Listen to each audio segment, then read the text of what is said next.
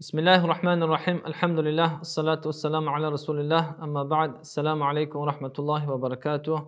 بینندگان گرامی، موضوع امروزه ما یک نصیحت کوتاه از جانب امام جلیل امام غزالی به یکی از شاگردان خود که در این نصیحت‌های خود، در این پندهای خود درباره طاعت و عبادت صحبت می‌کند و این نصیحت را، پند را به شاگرد خودش امام روان کردگی هست.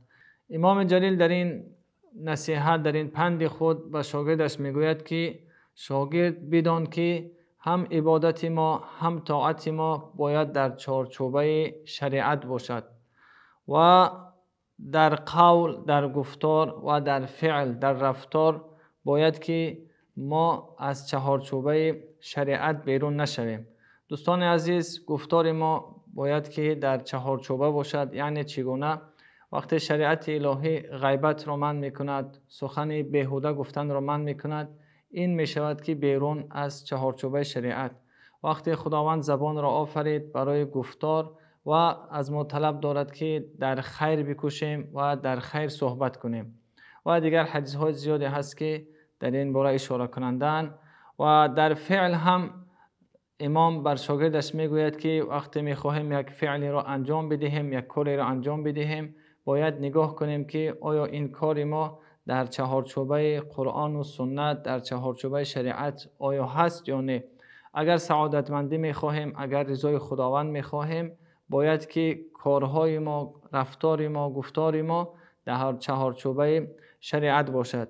اینجا مناسب است که یک چیزی را اشاره کنیم که امروز گوییم که داغ روز است و توی‌هایی که امروز برپا می شود، می بینیم که در چهارچوبه شرع نیست، بلکه خیلی کم دیده می شود کسانی که به این امرهایی که خدا و پیامبر می خواهند توی برپا کنند. و می بینیم خواهران که توی می کنند و کمی پیش یک صحنه را می دیدم که در روز توی تقریبا صدها عکس گرفته می شود و حتما که این عکس ها در جایهای دیگر، در اینترنت، در جایهای جمعیتی پهن می گردند. پس خواهرانی که در توی می روند یا کسانی که توی می کنند حتما باید که برای این امر خیلی حساس باشند، ببینند که همون عکس هایشان در جایهای دیگر پهن نشود، بلکه کارهای هست که باید ما در چهارچوبه شریعت کنیم اگر سعادتمندی این دنیا و آخرت را میخواهیم.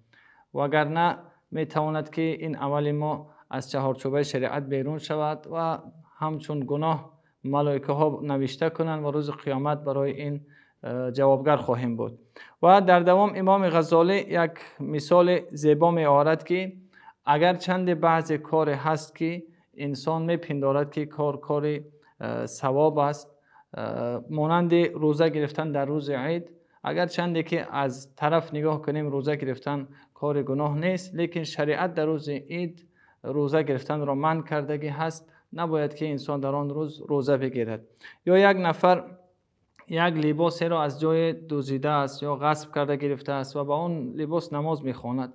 اگر چند نماز خواندنش خوب است، لباس پوشیدنش خوب است، لیکن وقتی غصب کردگی هست، این عملش از چهارچوبه شریعت که بیرون است براش گناه نوشته می شود.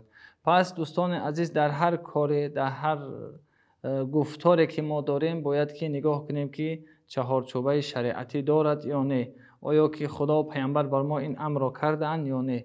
اگر چنین کردیم حتما که خوشبختی این دنیا و آخرت را خواهیم دریافت. السلام علیکم و رحمت الله.